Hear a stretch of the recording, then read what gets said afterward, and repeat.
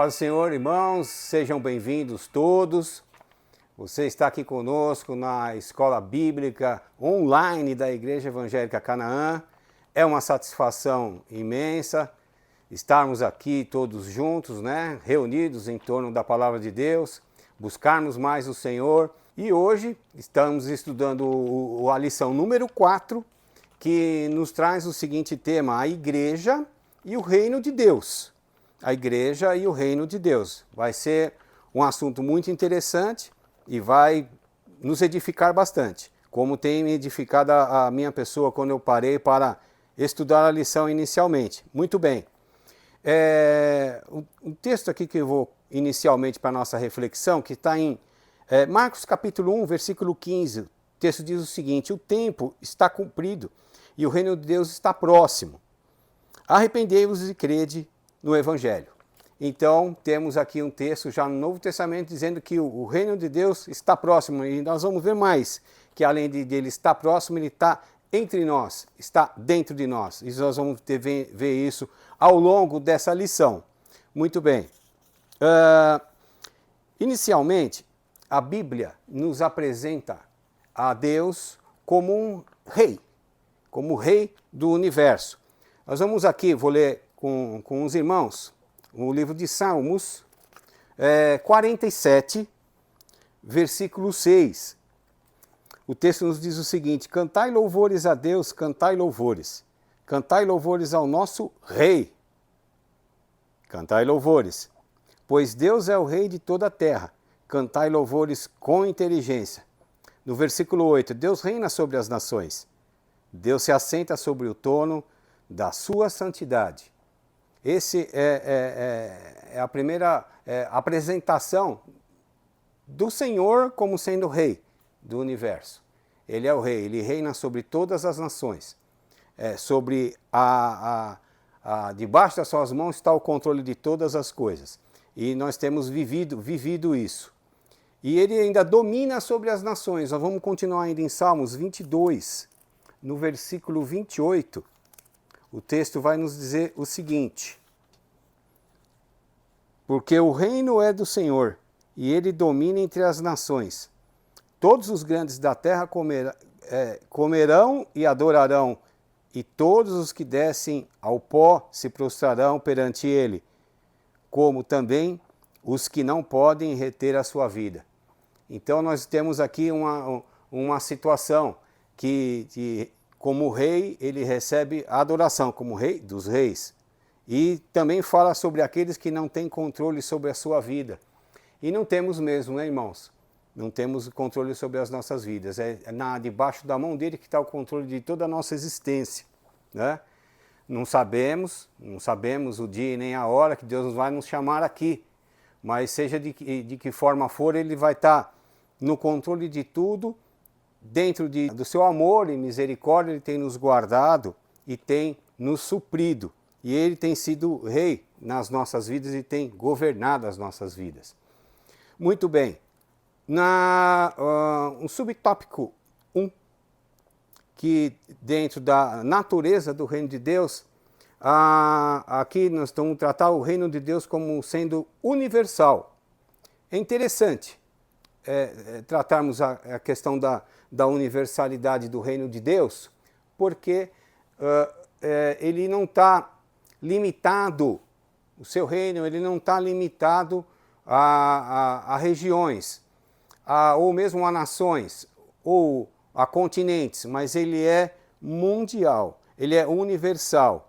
E um detalhe que vale a pena a gente acrescentar é que não somente sobre a terra, mas também sobre todo o mundo espiritual, principados, potestades, ele governa, ele é o rei sobre todas as coisas.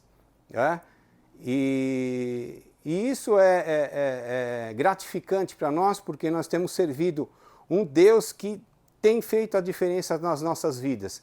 Ele é imensurável, e ao mesmo tempo que ele é imensurável, ele se preocupa com os mínimos detalhes, que são a proteção, o suprimento e o governo até sobre as nossas vidas. Por isso que ele tem nos instruído sempre. Então, o Senhor ele é rei sobre todas as nações, dessa terra, desse mundo, mas também de todo o mundo espiritual. É Ele que governa, é Ele que está à frente de tudo. E quando nós temos a ciência disso, isso nos tranquiliza. Porque mesmo que se estivermos passando em situações adversas, que o próprio Jesus disse que nós teríamos aflições aqui nesse mundo, nós sabemos que nós temos servido um rei que é presente nas nossas vidas, que mesmo ele sendo rei, sendo soberano, sendo sobre todas as coisas num nível elevadíssimo, que a nossa mente não tem condições de medir, ele está presente conosco, que é uma promessa dele, que estaria conosco todos os dias, até a consumação dos séculos. Isso nos tranquiliza, essa é uma bênção muito grande, uma bênção gigante para as nossas vidas, isso. A soberania sobre as tropas celestiais, já falei, sobre os reinos, as nações, a questão celestial, enfim. Nada e ninguém está fora do seu domínio. Nada e ninguém está fora do seu domínio. Eu vou ler um texto que vai enriquecer isso. Daniel capítulo 2, no versículo 21. Daniel capítulo 2, versículo 21. Ele muda os tempos e as horas, ele remove os reis, estabelece os reis. Ele dá sabedoria aos sábios e ciência aos entendidos. Sobre o seu governo, ele estabelece reis e remove reis. Então, nós estamos vendo que todos os governos, de todas as nações, estão ali porque o Senhor permitiu.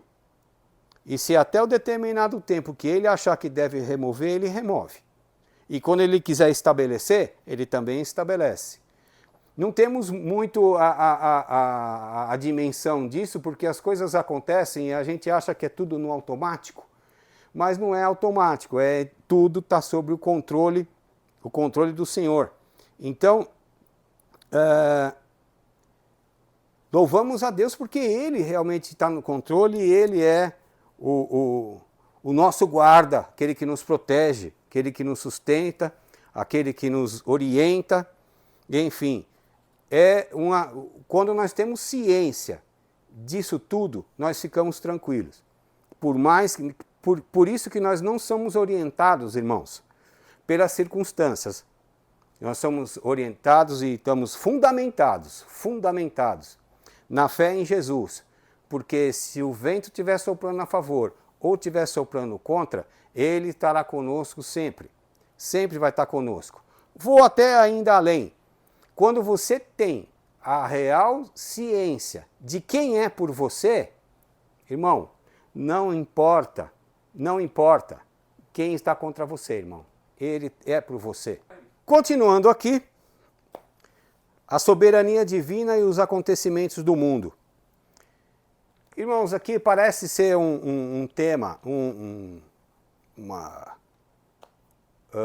uma situação que aparentemente parece que gera polêmica, mas é bem simples.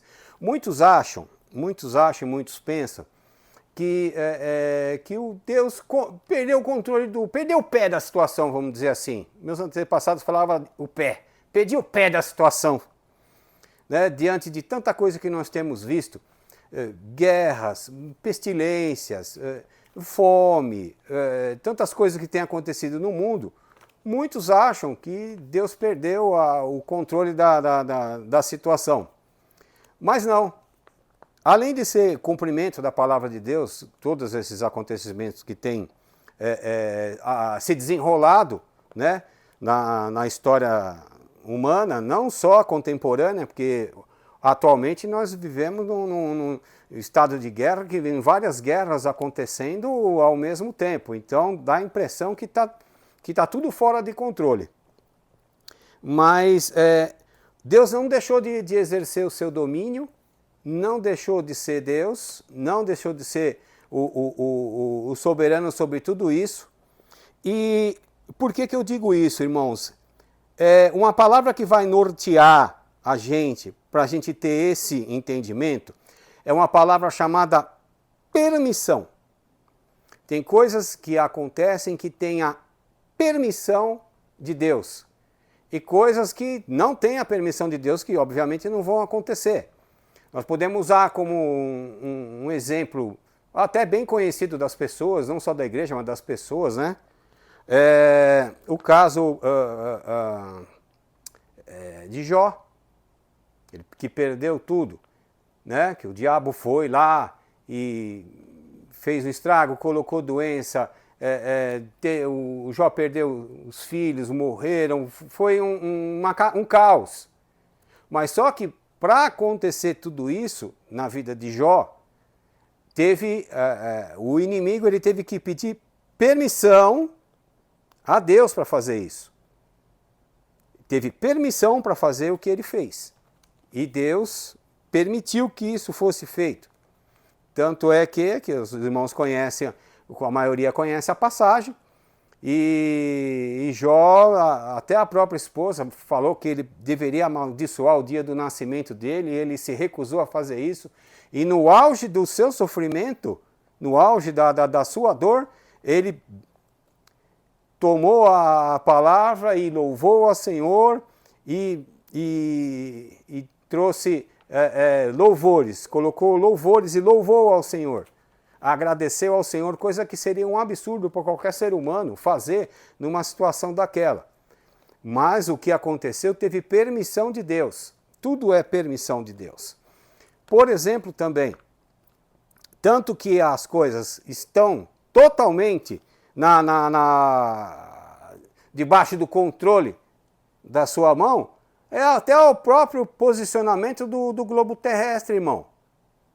Se a Terra aproximasse um pouquinho do Sol, nós estaríamos fritos. E aí não é força de expressão não, a gente estaria frito mesmo, que ia subir tanta temperatura que nós ia fritar mesmo, irmão. Ou o contrário, se afastar do Sol, a Terra afastasse do Sol, nós morreríamos congelados.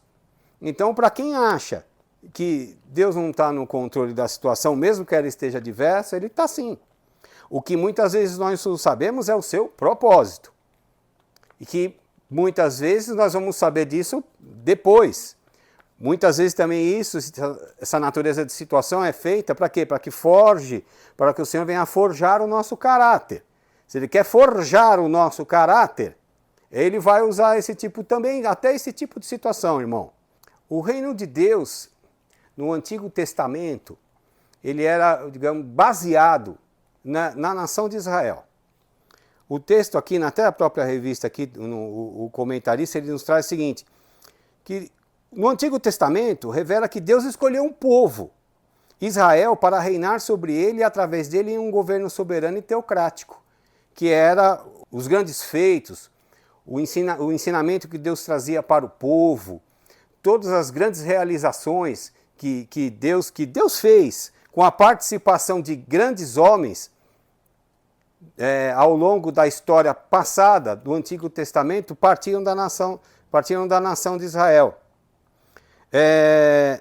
Quando Israel estava organizado entre o regime tribal, Deus reinava sobre ele de forma soberana, exercendo o seu governo teocrático sobre o antigo povo. Dessa forma, Deus escolheu Israel, pois tinha o propósito de abençoar essa nação e por meio dela todos os povos. Tanto que partindo dali, vários povos, várias nações eram abençoadas com a vida e os acontecimentos que desenrolavam na nação de Israel. E onde se concretizou isso? Se concretizou na pessoa de Jesus Cristo, na sua morte e ressurreição, quando ele estabeleceu a igreja, né? Já no início do Novo Testamento. Então foi um divisor de águas. Jesus ali já estava começando a dar uma outra direção e ali trazendo a sua palavra, trazendo os seus ensinamentos, trazendo o seu modo de viver e trazendo para o ser humano, para que o ser humano vivesse em novidade de vida. Então, vamos ver dois textos aqui rapidamente, que são interessantes, que vão endossar Abra comigo, irmão, você que está acompanhando, se tiver com a Bíblia, senão você ouça com atenção. Efésios capítulo 2, versículo... partindo do versículo 13, o texto diz o seguinte: mas agora em Cristo Jesus, vós, que antes estáveis longe, já pelo sangue de Cristo chegastes perto, porque ele é a nossa paz, o qual de ambos os povos fez um, e derrubando a parede da separação que estava no meio, na sua carne desfez a inimizade, isso é, a lei dos mandamentos, que consistia em ordenanças, para criar a si mesmo, dos dois, um único homem fazendo a paz. Então, temos aqui uma evidência, na verdade, que não é que Deus tenha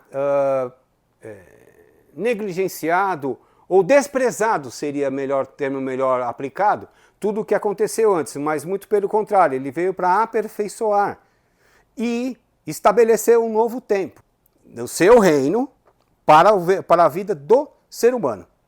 Muito bem, a igreja e as dimensões do reino de Deus, com o próximo tópico. Aqui nos evangelhos vemos Jesus chamando a atenção para a dimensão presente do reino de Deus, né? Por exemplo, Mateus registra Jesus libertando e curando endemoniado, cego e mudo. Esse texto está em Mateus capítulo 12. E foi um acontecimento muito emblemático, diria até dramático, porque até quando estamos fazendo a coisa certa, irmão, nós vamos ter que estar sempre preparados para questionamento. Jesus, ele curou e libertou o cego.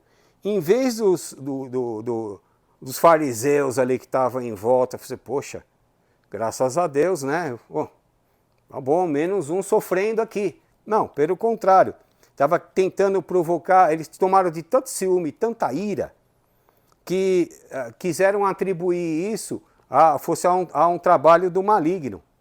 Olha só o perigo disso, hein? Cuidado com isso também, viu, irmão? Cuidado.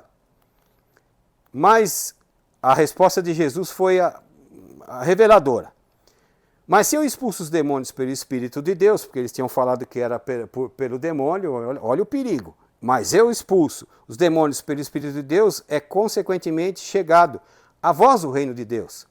E Deus, Jesus, através também dos seus grandes milagres, da sua operação, de tudo que ele fez, ele está dizendo que era chegado a vós o reino de Deus. Ora,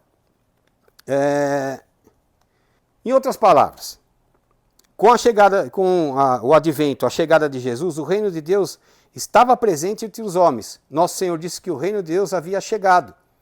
Logo, esse reino não ele é subjetivo, mas ele é concreto e é real, voltado para a prática, voltado para o nosso cotidiano, voltado a forjar o nosso caráter, voltado também, sim, aquilo que Deus tem feito pelas nossas vidas, que é nos abençoar, nos guardar, nos sustentar, nos encher de fé. E isso é algo que volta a bater, digamos assim, em relevância nisso. Nós temos tranquilidade no Senhor, não porque a nossa situação está tranquila, porque está tudo voando, nós estamos voando em céu de brigadeiro. Irmão, esquece tudo isso. Esquece tudo isso, porque Jesus disse o seguinte: no mundo tereis aflições, mas tem de bom ânimo, eu venci o mundo. Ele está falando em aflição, mas está falando em vitória. Enquanto nós estivermos aqui, enquanto o nosso ministério estiver exercido aqui, nós vamos estar sujeitos a uma série de coisas. E nem sempre as coisas vão estar, como disse há pouco, tudo como tivesse em céu de brigadeiro, irmão. Nós não podemos contar com isso. E você que está participando conosco, esteja consciente disso. Você abraçou a fé, não significa que você abraçou a fé, que a partir de então você abraçou a fé, vai dar tudo certo, você não vai passar por problema nenhum, ou não vai ficar doente, ou não vai ficar desempregado, ou não vai ter uma série de problemas que são inerentes na nossa vida aqui, não só como brasileiros, mas também como cidadão de qualquer nação desse planeta. Então nós estamos sujeitos sim a aflições. Mas a nossa paz, isso é fundamental, irmão. De tudo que for dito aqui, você ficar com isso impregnado dentro do teu coração, eu dou a minha missão não vou dizer por encerrada, mas com êxito nessa missão em trazer essa lição.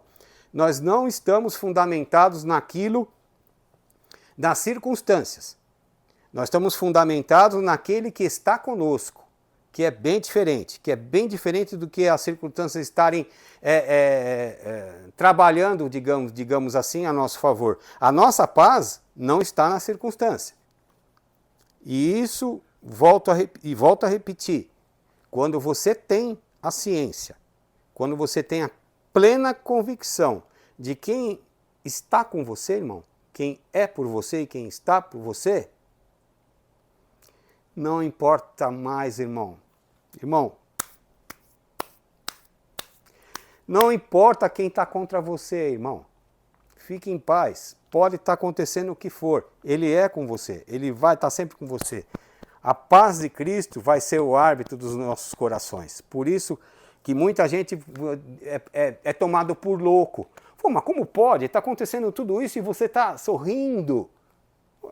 Vai sorrir mesmo, porque é um estado de espírito, é Deus habitando dentro de você. É uma exortação à confiança em Deus também. Nós tratarmos sobre essa situação, irmãos. Onde está o reino de Deus? É uma pergunta que foi colocada aqui no contexto aqui da revista. É interessante, a pergunta é interessante. Porque o reino de Deus, ele não está limitado à geografia. Não está limitado a uma região, a uma nação, ou a um grupo de nações, ou a um continente. Não, não. Ou até o globo terrestre todo, não também. O reino de Deus, ele é tanto horizontal, abrangendo todo o globo terrestre, como vertical. E mais ainda. E mais ainda. E mais ainda. O reino de Deus está onde a presença de Jesus se faz presente. Aí é que está o reino de Deus. Quando pessoas são curadas, são libertadas do poder do diabo. Quando as pessoas se entregam a Cristo, quando abrem a porta do coração para que Deus entre e venha realmente o Senhor a fazer parte da sua vida, você crê no sacrifício salvífico de Jesus na cruz do Calvário, você crê piamente que aquilo aconteceu e dá a abertura para que Deus opere dentro da sua vida, para que você passe a viver em novidade de vida. Irmão, aí é que está o reino de Deus. Ele está em nós e entre nós. Então ele não está limitado a situação geográfica alguma. Sim, poderemos raciocinar que temos a igreja perseguida, vários lugares do planeta que se eu estiver fazendo isso daqui, pode estar entrando a polícia aqui, me dando voz de prisão, onde é proibido pregar o evangelho. Então existem N dificuldades, mas o Senhor, mesmo nessas situações, Ele tem livrado o seu povo e tem feito com que a sua palavra se propague velozmente. Ele tem feito isso, mesmo em situações adversas. Então vale a pena aqui deixar uma recomendação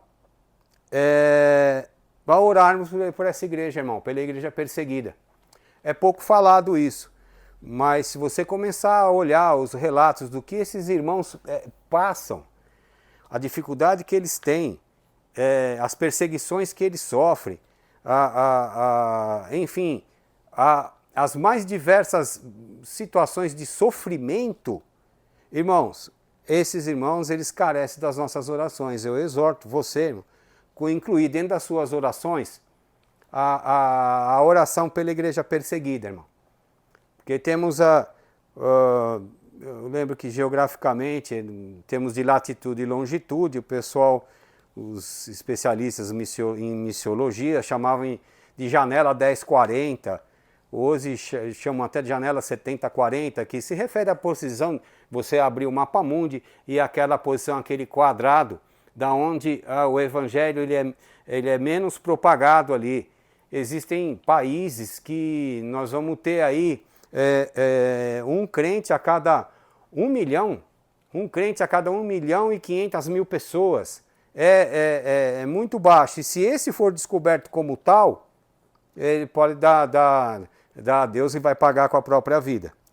Quando na melhor das hipóteses, ele vai ser preso. Então carece as nossas orações. Como também o nosso país também carece das nossas orações, né? De tanta coisa que tem ocorrido, e nós temos que orar pelo nosso país também. Irmão, vale a pena inserir um detalhe nisso. Quando eu falo em orar pelo país, pode ser que você fale assim, não, eu sou cidadão do céu, e tal e tal. Não. Então vamos esclarecer algumas coisas aqui. O apóstolo Paulo disse o seguinte, que nós temos que orar pelas autoridades, orar pelo nosso país e pelas autoridades, para que tenhamos uma vida quieta e sossegada.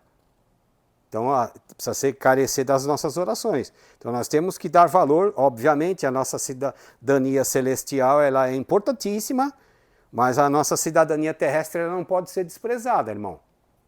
Tanto que essa questão da cidadania terrestre, o apóstolo Paulo, lá em Atos dos Apóstolos, lá como ele foi preso injustamente, Atos por ali, entre Atos 16, 17, por ali naquele pedacinho ali, vamos dizer assim. E ele foi preso de uma forma truculenta e fora da lei. Aí depois que ele se saiu da situação e disse, não, vamos acertar esse negócio aqui. Vocês prenderam um cidadão romano, erradamente um cidadão romano. Na hora que ele invocou a cidadania romana dele, aí os caras, não, pera, desculpa aí, deixa disso e tal, e quis tentar dar sair pela porta do fundo, senão, não, senhores, vocês vão responder pelo que vocês fizeram, porque eu sou cidadão romano. Então, ela é importante para o nosso cotidiano e aconteceu no passado de ser reivindicado essa cidadania para corrigir uma injustiça. Então, a cidadania terrestre ela é importante para que continuemos pregando livremente a palavra de Deus, mantemos o nosso país como um país de livre expressão, no sentido religioso, para que tenhamos livre acesso a poder pregar e propagar a palavra de Deus, que é o que nós estamos fazendo agora aqui. Então a cidadania terrestre ela é importante sim, irmão. Ela não é mais importante que a celestial, concordo, mas ela tem a sua importância. Agora vamos ter a participação de mais um internauta aqui conosco. Olá, presbítero Conrado, a paz. Meu nome é Vânia e eu falo de São Caetano. E eu tenho uma pergunta. Eu gostaria de saber, além da dimensão presente do reino de Deus, qual seria a outra dimensão abordada na lição? Muito obrigada, viu? Um abraço, Deus abençoe. Irmã Vânia, muito obrigado pela sua participação. Deus te abençoe grandemente. E como realidade futura, o reino de Deus, como realidade futura, essa é a parte, digamos assim, que eu diria era mais emblemática da lição. Porque nós tratamos sobre a realidade presente e tratamos até um pouco da realidade passada e agora quanto à realidade futura do reino de Deus. Então, aí nós vamos entrar em algo chamado escatologia, né? Que é a doutrina do final dos tempos, do que está por vir, do que vai ocorrer, etc. Assim, para facilitar bem a nossa assimilação e o entendimento disso, temos duas realidades, vamos dizer assim, que elas são antagônicas. Elas são antagônicas. A primeira delas são aqueles que creram no poder de Deus, que creram no sacrifício de Jesus na cruz do Calvário, foram aqueles que caminharam, que pagaram o preço, que seguraram e foram firmes até o fim. Esses têm a entrada no céu, vai ser ou através da morte ou pelo jeito que a coisa vai, o arrebatamento da igreja está muito próximo. Então, nós sabemos que não são todos que vão entrar. Essa é uma parte muito dura até da lição. Porque se eu estou afirmando que é o que a Bíblia diz, que nem todos que dizem Senhor, Senhor entrarão no reino dos céus, então significa que muitos ficarão do lado de fora. E ficar do lado de fora é trevas e ranger de dentes, é o que a Bíblia diz. Eu não posso aqui, não vou passar pano e nem aliviar nada, porque eu tenho que, na verdade, eu preciso entregar aquilo que a palavra de Deus diz, e essa que é a proposta, entregar a verdade de Deus. Enquanto nós estivermos aqui, temos, você que acompanha a nossa escola bíblica online, você que não abriu a porta do seu coração ainda, que não recebeu a Cristo ainda como seu suficiente Salvador, como seu Salvador e Senhor, né? Não é só como Salvador, e não é acreditar, é diferente de crer. Que acreditar, até o maligno acredita em Deus, mas crer é outra conversa, é outra história. Então é um passo à frente, é um passo de fé. Então, o que nós podemos verificar é que nós temos dois agrupamentos de pessoas. Os que vão entrar no céu e os que não vão. Essa é a realidade e essa é a verdade do reino de Deus como realidade futura. E eu digo futura e num futuro bem próximo. Bem próximo, porque a palavra de Deus nos diz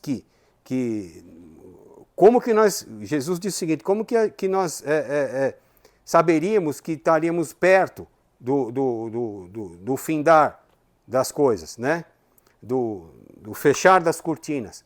Quando ouvirdes falar de guerras, rumores de guerras, fome, pestilências, terremotos em vários lugares, todas essas coisas que estiverem acontecendo, levantai a vossa cabeça, porque a vossa redenção está próxima, é isso que a palavra de Deus diz.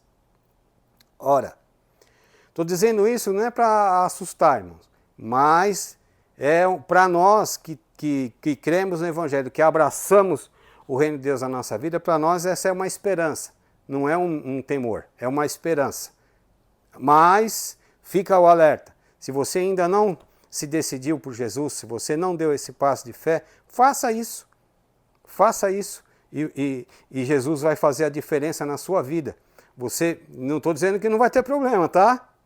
Certo? Não vai ter, não estou dizendo isso. Mas a paz de Cristo vai reinar dentro do seu coração e você vai estar conosco no céu quando o Senhor arrebatar a igreja. Essa que é a questão. E também, 1 Coríntios capítulo 6, versículo 9, versículo 10, tem vários textos que vão tratar isso, tá, irmãos? Eu vou ler só esse porque o tempo ele é cruel e corre muito rápido. Mas esse texto vale a pena aqui só para a gente dar uma endossada nessa resposta. 1 Coríntios 6, 9 e 10 diz o seguinte. Paulo escrevendo aos Coríntios. Não sabeis que os injustos não hão de herdar o reino de Deus? Não erreis. A lista é grande, hein?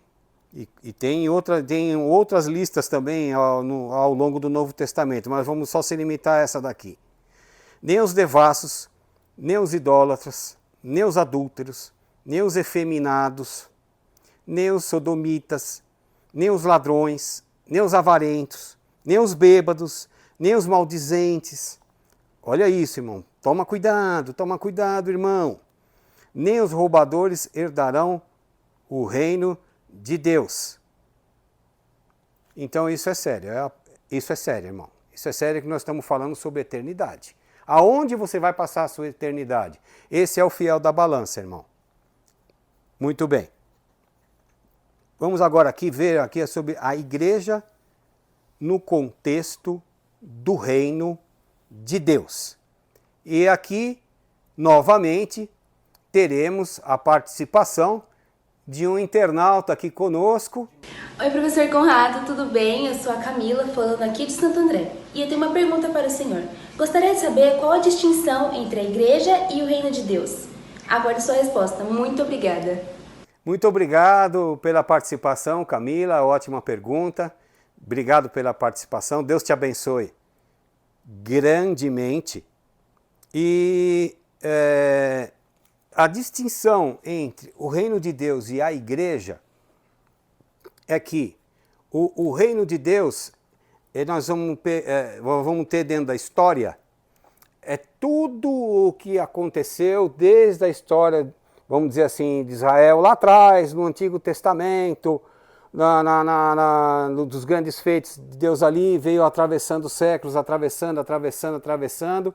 Aí Jesus estabeleceu a igreja, e a igreja cristã passou a dar continuidade ao trabalho do reino de Deus feito nos primórdios, digamos assim. Então, o que nós podemos dizer é que a igreja faz parte do reino de Deus. A igreja que faz parte do reino de Deus. Vamos ler aqui dois textos aqui que vão enriquecer isso. Então, nós estamos vendo que o reino de Deus, ele é abrangente na sua história. Abrange desde o Antigo Testamento, onde Deus já atuava grandemente lá, e agora, a partir de Jesus, no Novo Testamento. Então, esse é o reino de Deus. Então, a igreja é uma parte do reino. Ela não é o reino todo, porque a igreja ela não estava lá. Por exemplo, em Abraão, a igreja não havia sido fundada ainda. Mas Deus estava atuando ali, né? Então, a questão é a igreja que faz parte do reino de Deus. Nós vamos ler aqui dois textos. Êxodo capítulo 19, versículos 5 e 6, que nos diz o seguinte, ó. Isso nós estamos falando da velha aliança que faz parte do reino de Deus, tá? Da antiga aliança. Agora, pois, se diligentemente ouvires a minha voz, isso Deus falando para o povo, guardardes o meu concerto, então sereis a minha propriedade peculiar dentre todos os povos, porque toda a terra é minha. Versículo 6, e vós me sereis reino sacerdotal e povo santo. Essas são as palavras que falarás ao povo de Israel. Isso é que o Senhor falou para Moisés e Moisés transmitiu ao povo. Então nós vemos aqui no Antigo Testamento uma manifestação desse contexto. Agora vamos para o Novo Testamento. Primeira carta do apóstolo Pedro, capítulo 1, versículo 1 e 2. Pedro, apóstolo de Jesus Cristo, aos estrangeiros dispersos no Ponto, Galácia, Capadócia, Ásia e Bitínia, eleitos segundo a presciência de Deus Pai, em santificação do Espírito, para a obediência e aspersão de sangue de Jesus Cristo. Graça e paz vos sejam multiplicadas. Eleitos. Então está falando, temos uma dentre várias referências que apontam para essa questão. A igreja foi idealizada e projetada por Deus para ser a expressão do seu reino na plenitude dos tempos. Ela não é improviso de Deus, diz o comentarista aqui, bem colocado, nem um remendo que ele fez na história para a salvação, não. Perfeito. Ela foi projetada, planejada e eleita por Deus. Esse texto que nós vemos, 1 Pedro 2,9, ilustra isso. E também significa que debaixo do novo pacto, Deus deu à igreja a missão de fazer reconhecido seu plano e projeto de salvação para a humanidade. Olha, aqui está a responsabilidade sobre os nossos ombros. Como igreja, a gente dá continuidade em tudo que a igreja primitiva fez e que a igreja que através dos séculos da era cristã fez. E mais ainda do que todos os irmãos que trabalharam na antiga aliança, no antigo pacto, no Antigo Testamento, é responsabilidade nossa darmos continuidade a isso. E por intermédio dela que as insondáveis riquezas de Cristo se tornaram conhecidas dos principados e potestades. Insondáveis riquezas de Cristo. Quando a gente fala em insondáveis riquezas de Cristo, vale a pena saltar aos olhos isso, porque, irmãos, a gente vai caminhando na fé cristã, a gente vai andando, os anos vão passando, nós vamos aprendendo, Deus vai provocando em nós crescimento.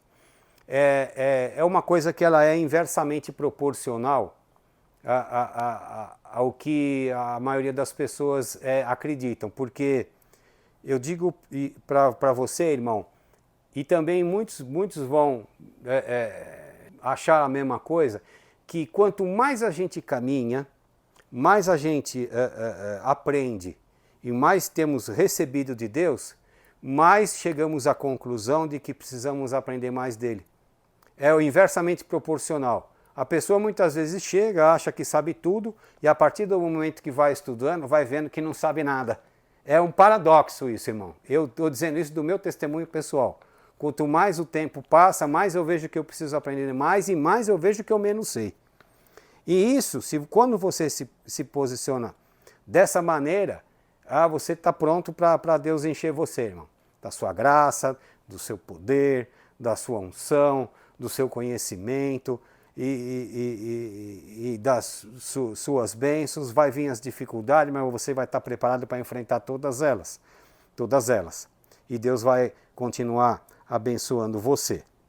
Pregar o reino de Deus é a importante missão da igreja, que estamos falando agora. Muito bem. Paulo recordou que pregou a eles, aos presbíteros de Éfeso, o reino de Deus, Atos 20. Os novos na fé eram conscientizados da realidade do reino de Deus. Vamos perder alguns segundinhos, essa referência nós vamos ler. Atos dos Apóstolos, capítulo 14, versículo 22, o texto nos diz o seguinte: mas, rodeando-nos dos discípulos, levantou-se e entrou na cidade, só o apóstolo Paulo com Barnabé. Saiu com Barnabé para Derbe. Tendo anunciado o evangelho naquela cidade e feito muitos discípulos, voltaram para Listra, Icônio e Antioquia, confirmando o ânimo dos discípulos, exortando-os a permanecer na fé, porque muitas tribulações nos importa entrar no reino de Deus.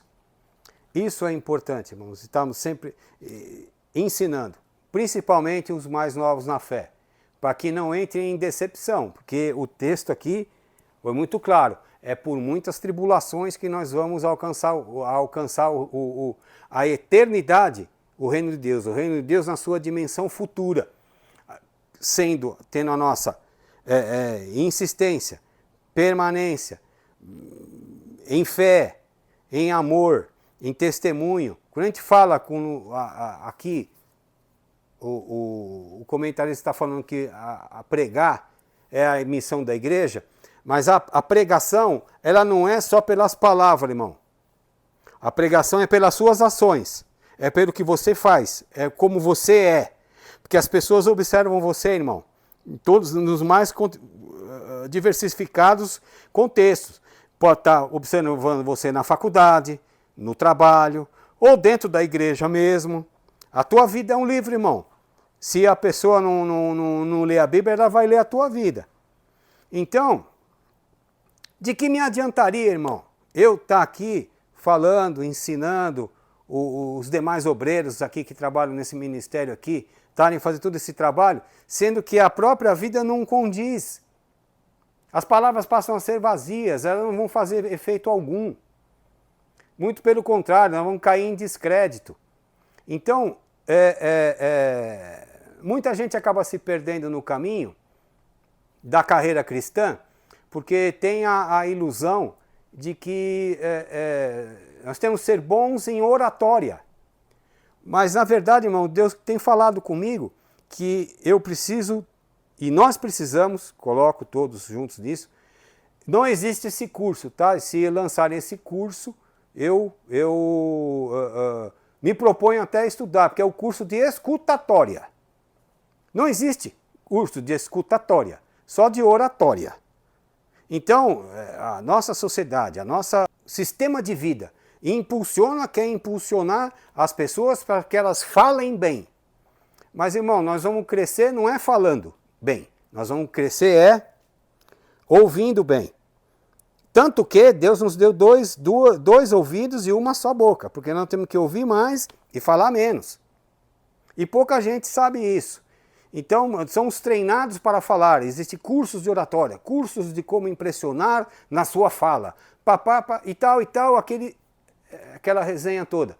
E escutar, e a arte de ouvir, de parar para aprender, de dar atenção, de assimilar. Quando o conhecimento chega em você, tem que ter a autorreflexão. Precisa ter a sua autocrítica. Você fala, peraí, isso aqui está chegando em mim, como é que eu estou nisso? Tal. Você se autoavaliar. E quanto mais você se autoavaliar, mais você vai crescer, mais você vai evoluir, mais facilmente Deus vai forjar caráter em você, irmão. E é isso que Deus quer provocar nas nossas vidas, forjar caráter. Forjar caráter. E assim, irmão, quando esse entendimento não é claro, até o comentarista aqui da revista, ele traz um pensamento que eu achei interessante. Quando esse entendimento não é claro, a igreja local acaba saindo da sua rota e envereda por outros caminhos que a distanciam da sua missão. Nós temos visto isso, presenciado isso, que é pregar a mensagem de Deus, do reino de Deus. E a esse respeito, Jesus foi bem claro em dizer que o seu reino não é desse mundo. Muito bem. E quando fala em se perder no caminho, é justamente isso, irmão. Começa a se dar prioridades para coisas, a gente começa a ver movimentos estranhos, fogo estranho, muito barulho e pouco som. Eu sou músico, eu posso dizer isso, é muito barulho e pouco som. Então tem muita gente querendo fazer um monte de coisa, querendo enfeitar muita coisa, querendo inserir muita coisa, e quando o propósito da igreja cristã, ela não é bem, não só delimitada, mas conscientizada dentro de cada integrante da igreja, e de cada igreja que compõe o corpo de Cristo e o reino de Deus, começa a ter esses desvios de finalidade. Eu posso chamar isso de desvio de finalidade. E aí, o que acontece? Vamos dizer, o que pode acontecer? Pessoas que não se fundamentam na fé, pessoas que caem da fé, ou mesmo até igrejas que, ao invés de crescerem, pelo contrário, elas encolhem. Se a gente olhar para a Europa, então, é pavorosa a situação. É pavorosa a situação. Igrejas se transformando ex-igrejas, né? Se transformando em mesquitas, se transformando em cinema, se transformando em shopping, um monte de coisa. Por quê? Porque vai se perdendo no meio do caminho. E esse é um processo que não acontece da noite para o dia. Você vira, as pessoas vão virando, os países até, as igrejas vão virando as costas para Jesus.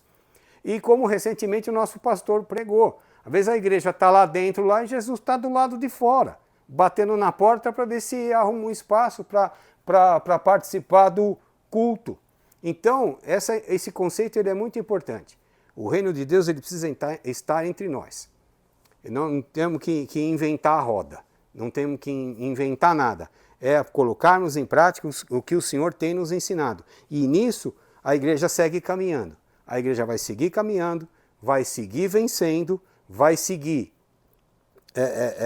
tomando a sua postura e o seu papel no mundo em evangelizar, através das palavras e das ações, funcionar como o órgão, como parte do corpo mesmo de Cristo. Como fala corpo de Cristo, já partindo já para o encerramento. Podemos olhar para o nosso próprio corpo, cada parte tem a sua função, mas todos são importantes para o corpo. Tanto que se alguma parte do corpo estiver doente, todo o corpo sofre, não é assim no teu organismo, no meu organismo? Ele é assim. Se eu fraturar a flange do indicador da mão direita, todo o corpo vai sofrer. Então, isso nós não podemos perder de vista, irmão. Temos a consciência da nossa missão, o porquê que nós estamos aqui, para que nós estamos aqui, e o tempo ele está sendo remido, ele está se encerrando. Chegamos então à conclusão da nossa lição e aprendemos um pouco mais sobre o reino de Deus. Como disse alguém, a igreja não é idêntica ao reino de Deus, pois este é maior do que ela. Todavia, a igreja é um instrumento presente do reino e herdará o reino. Em 2 Pedro, capítulo 1, versículo 11, você consulte lá depois. Assim, o reino de Deus, em sua plenitude, ou na sua manifestação final, incluirá todos os crentes que professaram e professarão sua fé em Cristo, o Filho de Deus. Quero nesse momento aqui agradecer de coração a sua participação aqui conosco. Esteja conosco também no próximo domingo, venha estudar conosco. Nós temos o intuito mesmo de promover, com a ajuda do Espírito Santo, crescimento espiritual nas vidas, todas aquelas que tiverem a proposta de caminhar conosco. Seja bem-vindo, irmão. Você quer crescer, aqui é o lugar. Você quer aprender, aqui é o lugar. E agradeço a confiança dos nossos pastores, agradeço a oportunidade. E, para a glória de Deus, encerramos aqui mais uma lição aqui da Escola Bíblica Online, da Igreja Evangélica Canaã. E Deus abençoe a todos, em nome de Jesus Cristo. Amém.